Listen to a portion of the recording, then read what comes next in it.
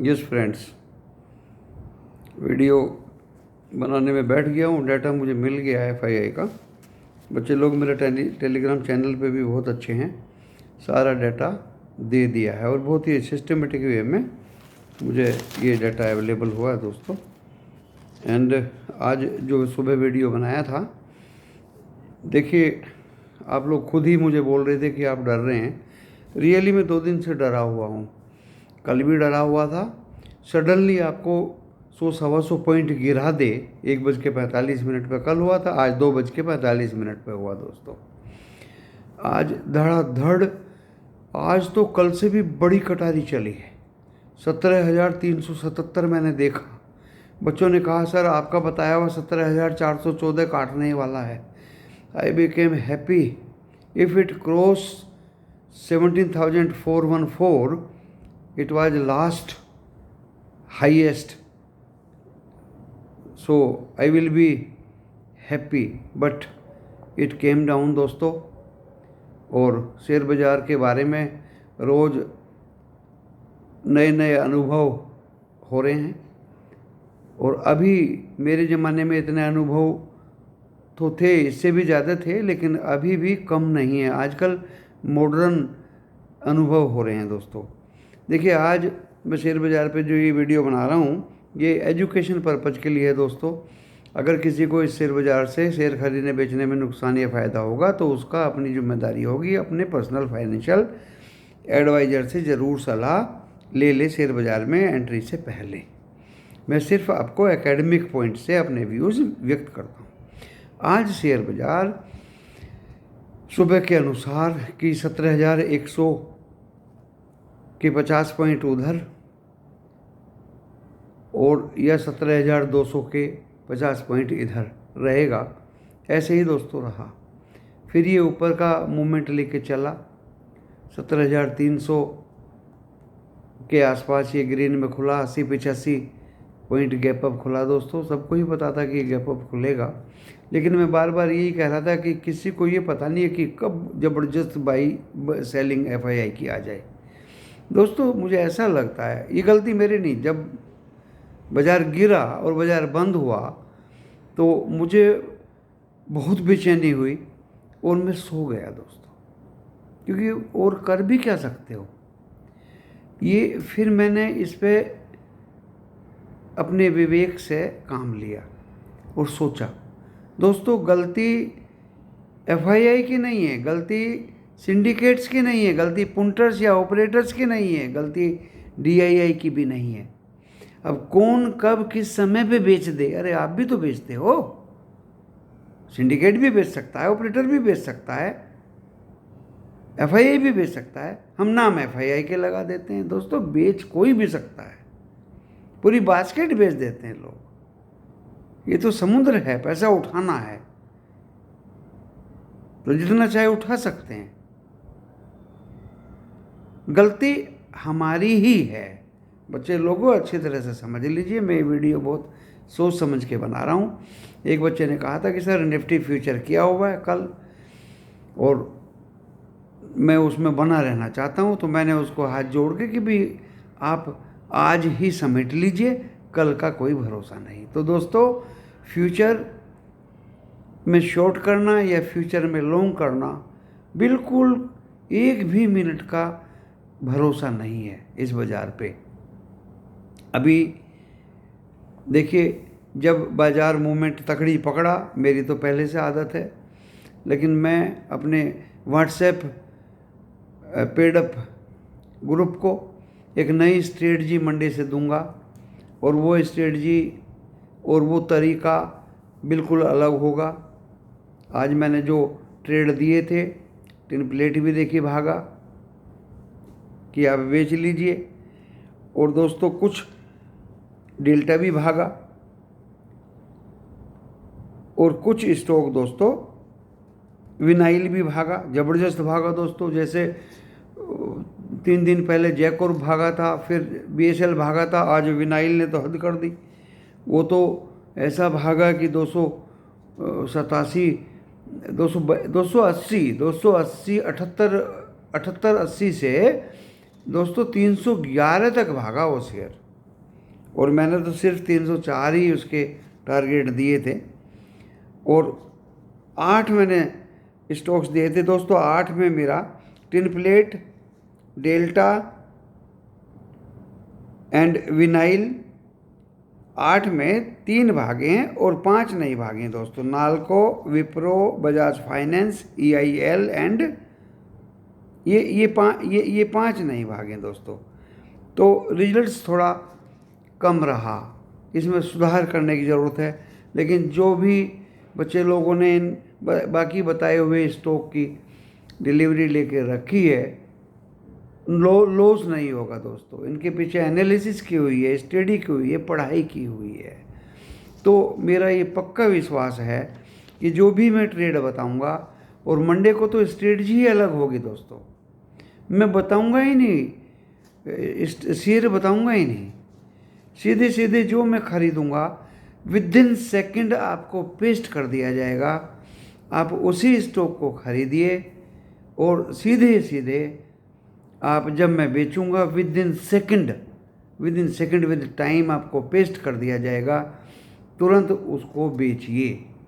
सीधी सीधी दोस्तों स्टॉक नहीं बताया जाएगा, क्योंकि मेरे गुरु ने कहा कि स्टॉक बता के वो लीक हो जाता है, वो फैल जाता है इधर उधर, और वो उस आपकी स्ट्रेटजी स्पॉइल हो जाती है।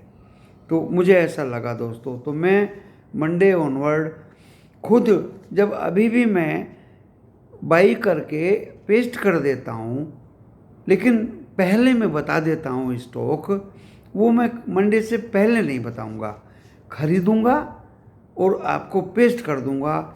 Then you can take action accordingly as you want. आज मैंने दोस्तों 13 ट्रेड लिए, देखिए 13 ट्रेड लिए, 20 अंबिका बेचे, 20 अंबिका लिए दोस्तों। हरकुलिस मैंने 200 बेचे और लिए। हिंदुस्तान यूनिलीवर मैंने 11 बेचे, 11 लिए, 13 ट्रेड किए दोस्तों। टिन प्लेट मैंने बेचा फिर खरीद लिया। महिंद्रा एंड महिंद्रा दोस्तों मैंने बेच दिया और फिर खरीद लिया। तो आप ये देखिए, इंजीनियर्स इंडिया की मुझे डिलीवरी लेनी पड़ी, डेल्टा कॉर्प की मुझे डिलीवरी लेनी पड़ी दोस्तों, हरकुलिस होस्ट की मुझे डिलीवरी लेनी पड़ी। मुझे इन 3 शेयर्स की डिलीवरी आज लेनी पड़ी। और दोस्तों मैं आपको एश्योर करता हूँ, आपके सामने आपके सम्मुख, इंजीनियर्स इंडिया 65 रुपये 30 पैसे में 1000 उठाए, डेल्टा कॉर्प मैंने 275 रुपये 20 पैसे में 100 उठाए, और हरकुलिस होस्ट मैंने 159 रुपीज़ पे 400 शेयर खरीदे।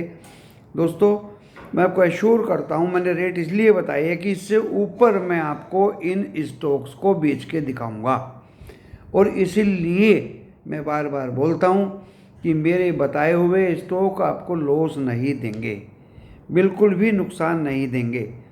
तो दोस्तों ये तो मैंने अपने स्टॉक की बात बताई। कोई भी यूट्यूब पे इस तरह का चैनल्स पे सीधे सीधे स्टॉक का नाम नहीं बताता दोस्तों, वो आपको इधर उधर की बात बताएंगे और अपने मेंबर्स बनाएंगे और अपने नज़दीक लाएंगे, और ऑप्शन और फ्यूचर और पता नहीं क्या क्या सिखाते हैं, क्या क्या बताते हैं। अपना लेना देना उनसे बिल्कुल नहीं है। हाँ, फ्यूचर या ऑप्शन बाज़ार क्यों गिरा, अब मैं उस मौके पर आ जाता हूँ दोस्तों। डाटा मेरे पास आया, गलती हमारी ही है। अगर हमें लॉस है तो किसी की इस बाज़ार में गलती नहीं है, शेयर बाज़ार ऐसे ही चलता है जैसे चल रहा है। बच्चे लोग ये ना समझ लें कि अगर ये ऊपर जा रहा है तो ऊपर ही रहेगा, नहीं, ऐसा नहीं होता दोस्तों। आज 3640 करोड़ का माल कैश में FII ने बेचा और 3400 का हमारे DII ने ख़रीदा दोस्तों। देखिए मैं क्या बताना चाह रहा हूँ आपको, इंडेक्स फ्यूचर में हमारे DII ने 441 करोड़ का माल ख़रीदा इंडेक्स फ्यूचर में, अब देखिए 3 जगह पे उन्होंने फिर माल बेचा। इंडेक्स ऑप्शन में माल बेचा, एफआईआई ने स्टॉक फ्यूचर में माल 358 करोड़ का बेचा और स्टॉक ऑप्शन में 304 करोड़ का बेचा। और दोस्तों इंडेक्स ऑप्शन में 11,271 करोड़ का खरीदा। इतने गंदे डाटा नहीं है, हम एफआईआई को कुछ नहीं। अब इंडेक्स ऑप्शन में क्या खरीदा मैं आपको कल से बता रहा हूँ, आज तो मेरे पास डाटा ही आ गया। तो देखिए क्या खरीदा, नोबडी नोज। आप भी क्या खरीदते हैं, क्या बेचते हैं, नोबडी नोज। ये तो सेबी और एनएसई को ही पता होगा कि वो क्या बेचते हैं, क्या करते हैं, क्या नहीं करते हैं। अब आपको मैं बहुत जल्दी स्टॉक वाइज गणना बता देता हूँ, मोटी मोटी दोस्तों, क्योंकि स्टॉक संबंधित इंक्वायरीज मेरे पास आ रही हैं। डरे डरे बच्चे बोल रहे हैं कि सर ये तो गैस के जो शेयर हैं वो काफ़ी गिर गए, IGL, Gujarat gas and MGL. दोस्तों देखिए गिरना एक स्वाभाविक इनका हक है।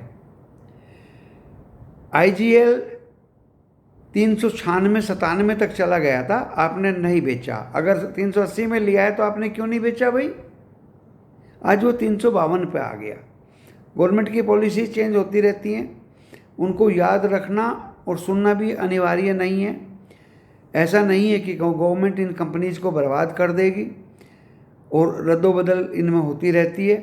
आज ये गिरे हैं तो कल को ये उठेंगे भी, और मैंने इनकी एनालिसिस गणना करके आपको समझा दी है। ये मैंने टेलीग्राम चैनल पे भी ये पेस्ट किया हुआ है कि IGL, Gujarat gas and MGL इनमें से कौन अच्छा है और किसकी क्या क्या औकात है, क्या क्या आधार हैं दोस्तों।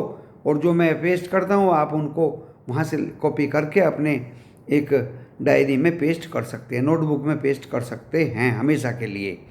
देखिए और गुजरात गैस दोस्तों 548, 45, 50 तक मैंने देखा, आज 487 पे बंद हुआ, तो आपको बेचना चाहिए था। एमजीएल 769 पे बंद हुआ दोस्तों, बड़ा अच्छा डिविडेंड भी इसने डिक्लेयर किया है। ये भी दोस्तों 830-40 तक चला गया था, आपको बेचना चाहिए था। इस बाज़ार में मैंने पहले ही कहा था कि ये जब से डीमेट खुले हैं बहुत ज़्यादा, और अभी 90 लाख कोई बता रहा था डीमेट हो गए, पहले 40 थे। I don't know what is the exact number, but new commerce बहुत लोग आ गए, बहुत बच्चे लोग आ गए हैं, कॉमर्स वाले आ गए हैं, फाइनेंस वाले आ गए हैं, एमबीए वाले आ गए हैं दोस्तों।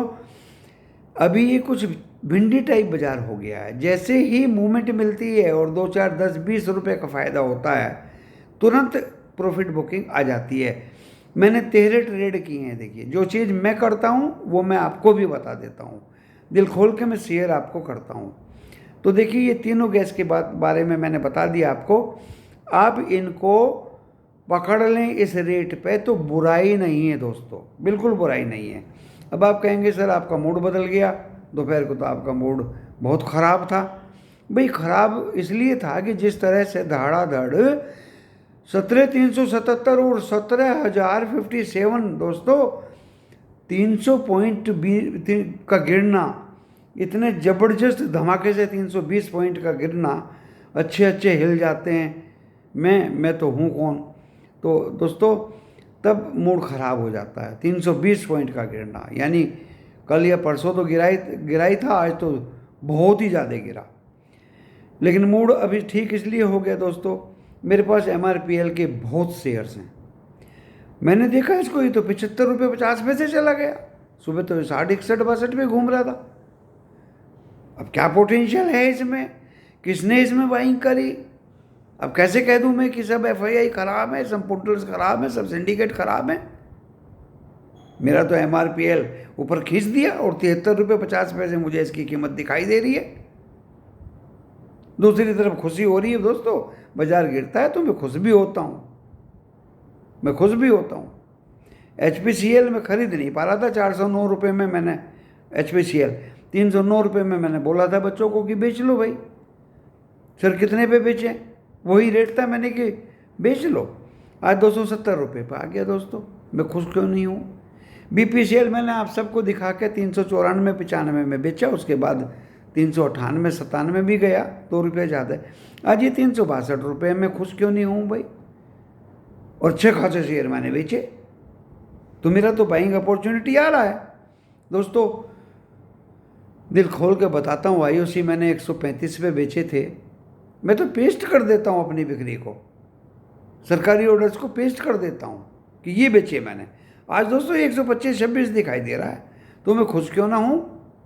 बाजार गिरता है तो मैं खुश भी होता हूँ, लेकिन ऐसे गिरता है कि बच्चे लोगों को ट्रैप कर ले, ये बहुत बड़ी घटना है। उसका भी इलाज कुछ ढूंढा जाएगा। बजाज ऑटो के लिए 3 बार फ़ोन आ गया दोस्तों, और मैं कह रहा हूँ मारुति के रिजल्ट्स ख़राब आएंगे, और जिस दिन आएंगे, आज 29 तारीख है, और ऑटो स्टॉक्स में बहुत ज़बरदस्त मंदी आएगी। बजाज ऑटो 104 रुपये गिरा। दोस्तों क्यों नहीं गिरेगा? 3200 में मैंने लिया था, 3400 में बेच दिया, और 3800 चला गया, तो क्यों नहीं और मेरे भाई बेचेंगे? ज़रूर बेचेंगे। मैं आपको ये बता रहा हूँ कि बाजार गिरा क्यों। जो शेयर्स जो जैसे 174 रुपये था, आज 160 आ गया। जिसने 160 पर आज लिया, 174 अगर जाएगा दोबारा, डेफिनेटली वो बेचेगा। दोस्तों मैंने भी गलती की, मैंने सोचा कि पावर ग्रिड तो भगवान है, और 235-40 रुपया चला गया। बिफोर बोनस के टाइम पे यही कीमत हुआ करती थी इसकी। इसने बोनस दिया, देखो आज फिर ये बोनस की जगह पे आके बैठ गया। तो दोस्तों क्यों नहीं बेचेंगे लोग? अभी 225 है, शायद मुझे बेचना चाहिए था। 3 बार 4 बार मौका इसमें मिल चुका। दोस्तों अगर मैं स्टॉक्स के नाम लूँगा तो पूरा दिन चला जाएगा, आपको बताऊँ, दिन चला जाएगा। टाटा पावर में लोग बहुत बोल रहे हैं, अरे भाई 295 मैंने टारगेट दिया था ना टेलीग्राम चैनल पे, और किसी ने आके उनको 410 का सपना दिखाया, और बच्चे लोग फंस गए टाटा पावर में। और हमसे पूछ रहे सर 700 शेयर कैश में डिलीवरी लेनी पड़ी, इतना तो पैसा भी नहीं, इधर उधर से मांगना पड़ा। अरे भाई हमारी बात क्यों नहीं मानते तुम? 295 में मैंने बेचने को कहा था, 30 रुपये लिखा तो करोना में शेयर था ये, उसके बाद भी था, और कितना बढ़ चुका है, और शेयर भी गिरी हुई है। या तो तुम हमारी बात मान लो, या तुम उन रंग बिरंगे चार्ट वालों की बात मान लो। अभी 242 रुपये आ गया, 2-4 औरतें भी फंस गई इसमें, हाउस होल्ड। सर अब क्या करें? अरे भाई 260 रुपये है, उसी पे निकल जाओ, इस पैसे को दूसरी जगह पे खर्च करो। नहीं सर कमाना है तो टाटा पावर से ही कमाना है भाई। नहीं मानते भाई मेरी बात को। SBI बहुत अच्छा शेयर था, ये भी आज गिरा दोस्तों। रिलायंस भी गिरा, देखिए, जिसको इंस्ट्रक्शंस दी हुई थी जब तक LIC का IPO ना बढ़ जाए गिरना नहीं है, वो भी गिरा, 2790 रुपये आ गया। तो दोस्तों साफ साफ मेरा कहना ये है कि आप अपने मूड़ी को बचा के रखिए, अपने स्टॉक शेयर बाज़ार में इस तरह से खेलिए कि आपको डेली 200-400 रुपये का प्रॉफिट हो। आज किसी भाई ने हमसे पूछा कि सर आप कितने पे काट लेते हैं? मैंने कि दाना पानी मिल जाता है उतने पे मैं बेच देता हूँ। सर टारगेट क्या होना चाहिए बेचने का? खरीदवा तो आपने दिया, अरे भाई 2-4 रुपया मिले, मेरे पीछे पीछे आप भी बेच लो। तो दोस्तों देखिए इस तरह का खेल हम खेलते हैं, फंसने का कोई मतलब नहीं होता। हमने कोफोर्स दिया था वो भागा, दीपक नाइट्राइट दिया था वो भागा, प्रेमल दिया था वो भागा, HDFC बैंक को हम चैलेंज कर रहे थे कि इसको बेचना मत, ये बेकार नहीं है, ये बहुत अच्छा है, ये हिंदुस्तान की बैकबोन है। देखिए आज ये कहाँ पहुँचा, 1404 रुपये 75 पैसे टच किया आराम से। ये नहीं कि छू के भाग लिया हो, डर के भाग लिया हो, बहुत देर तक उस पर रुका रहा। तो दोस्तों शेयर बाज़ार में मैं तो अपनी ही गलतियां मानता हूँ। टाटा स्टील तो मेरा लविंग स्टॉक है, अभी भी है। ऐसा भागा कि 1290, 91, 92 तक चला गया, और 3 बार 1274 आया, फिर 1290 गया, फिर 1274 आया, फिर 1290 गया। देखिए दोस्तों कितनी बड़ी अपॉर्चुनिटी काटा पेटी की ये मेरे लविंग स्टॉक्स देते हैं। अब आप ये कहेंगे कि मंडे ऑनवर्ड इस थोड़ी स्ट्रेटजी बताइए। मैंने आज सुबह की वीडियो में आपको कहा था कि अगर ये शेयर बाजार 17,100 तोड़ देता है तो मैं तो अलग बैठ जाऊंगा। 320 पॉइंट का झराझर गिरना दोस्तों मायने रखता है, लेकिन अभी भी मैं अपनी वाणी पे अड़ी हूँ। अगर शेयर बाजार पिछली बार का लो यानी 16,958 तोड़ देता है तो ये 16,000 भी टच करेगा। और मैं ज़्यादा बड़ी बात नहीं कहता दोस्तों, इतना बड़ा LIC का IPO, LIC के बड़े बड़े दिग्गज एम्प्लॉयज़ को डायरेक्शंस मिल गए हैं कि सिंगापुर, दुबई, ओमान, पूरे हिंदुस्तान में घूम जाओ और रोड शो करो कि LIC का IPO खरीदो, LIC का IPO खरीदो।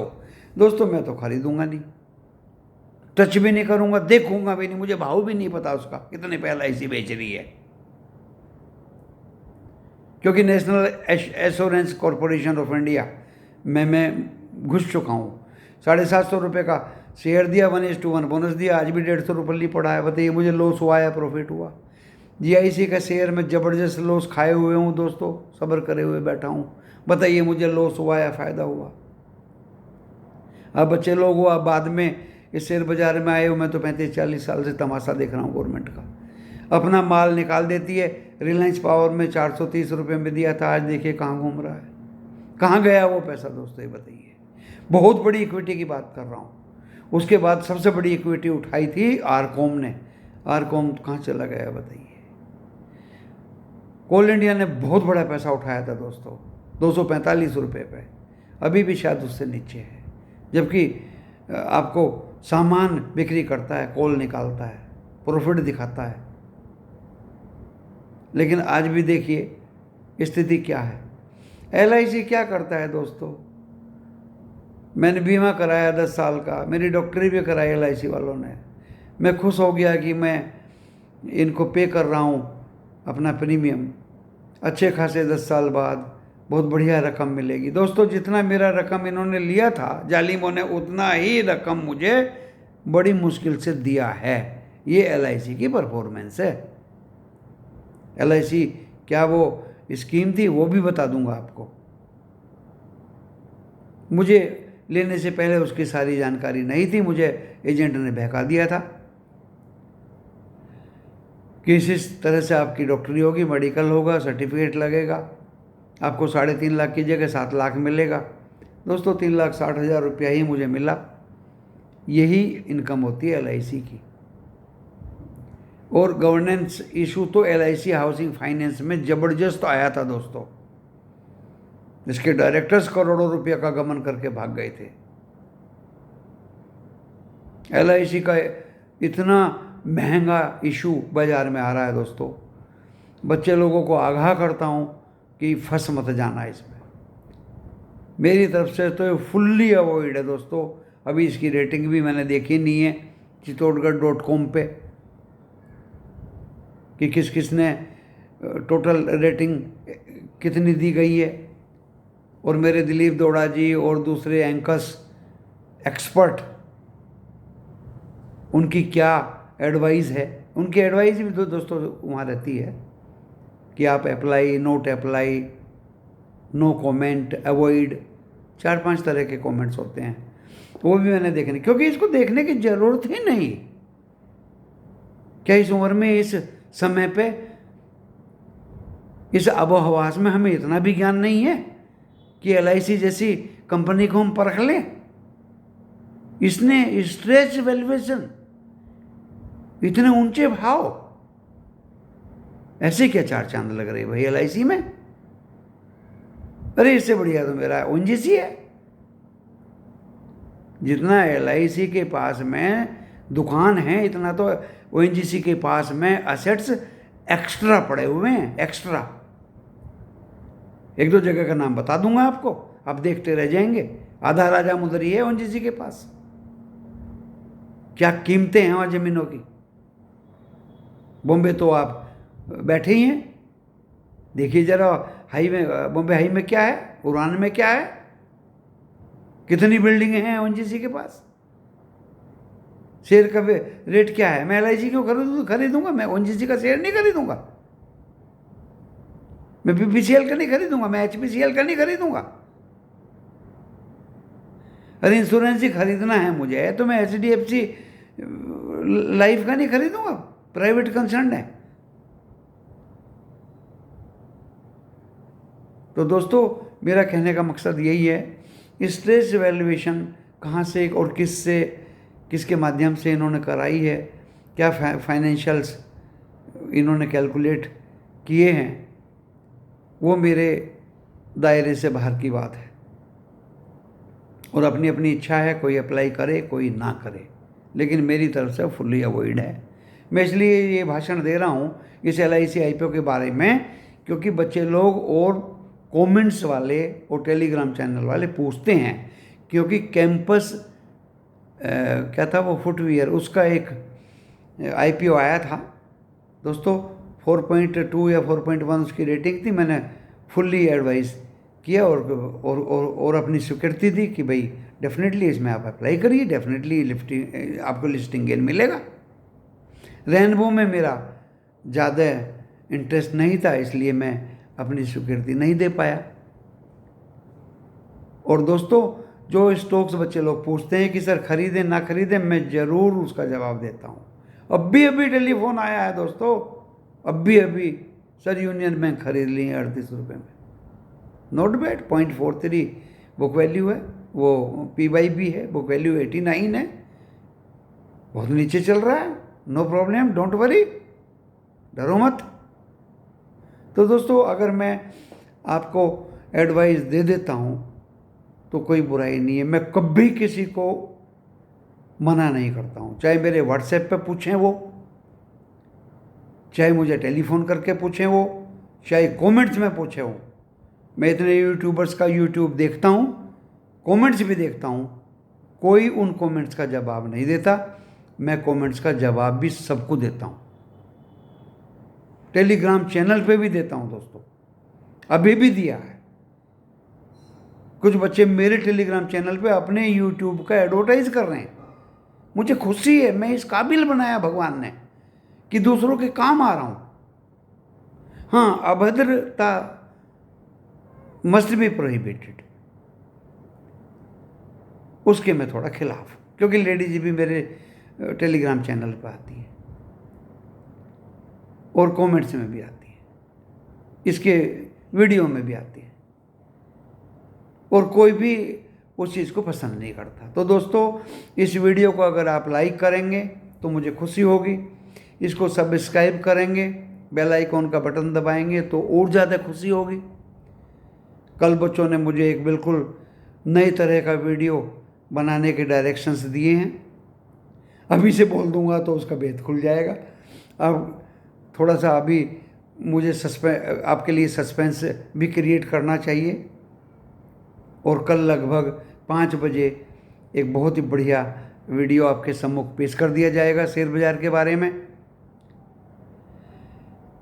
कल और परसों छुट्टी है, मंडे से फिर धमाकेदार शुरुआत होगी। मेरी भविष्यवाणी, अभी डो जोन नीचे है दोस्तों, SGX निफ्टी भी नीचे है, 17,117 देखा मैंने। नेस्डैक खुल चुका है, डो जोन्स भी डाउन है। बाजार क्यों गिरा, दुनिया की गलती नहीं है, डो फ्यूचर्स डाउन थे, इंडिकेशंस कुछ वीकनेस की मिल गई थी, इसलिए गिरा।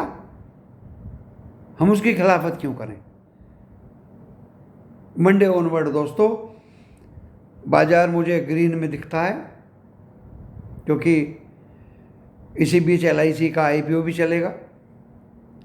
मेरे लविंग स्टॉक टाटा स्टील के भी 3 मई को रिजल्ट आएंगे, स्प्लिट भी होगा, डिविडेंड भी घोषित होगा, प्रॉफिट भी आपके सम्मुख पेश होगा। तो दोस्तों अगले हफ्ते बहुत ही क्यूरियस है, जिज्ञासु भरा है, इंटरेस्टेड है, और अपने अपने दांव को बहुत सोच समझ के चलना है दोस्तों। कच्चे पैनी कमज़ोर स्टॉक को बिल्कुल हाथ नहीं लगाना। अभी तक तो मैं बोल रहा था कि फ्यूचर में मत खेलिए, ऑप्शन में मत खेलिए। दोस्तों अगर आप में क्षमता है तो खेलिए,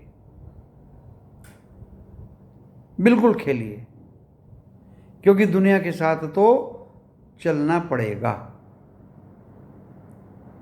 बच के खेलिए, होशियारी से खेलिए, चालाकी से खेलिए, छोटे छोटे प्रॉफिट में खेलिए दोस्तों। लंबे प्रॉफिट का इंतजार मत करिए।